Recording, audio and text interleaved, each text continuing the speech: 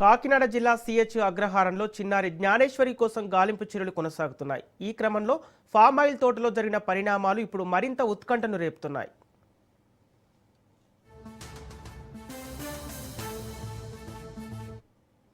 Palm oil తోట fencing సమీపంలో గుర్తు తెలియని వ్యక్తులు 2 బొమ్మలు ఉంచడం స్థానికంగా కలకలం సృష్టించింది. వాటిలో ఒక బొమ్మలో చికెన్ ముక్కలు ఉన్నట్లు గుర్తించడం మరింత అనుమానాలకు దారితీసింది.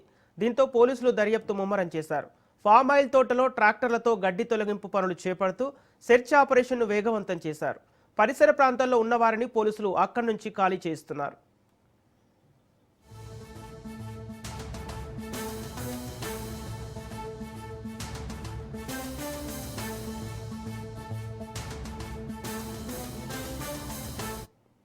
ఇప్పటి వరకు కనిపించని ఈ బొమ్మలు ఒక్కసారిగా అక్కడికి ఎలా వచ్చాయి, ఎవరు ఉంచారు, ఎందుకు ఉంచారు అనే అంశాలపై పోలీసులు అన్ని కోణాల్లో విచారణ జరుపుతున్నారు.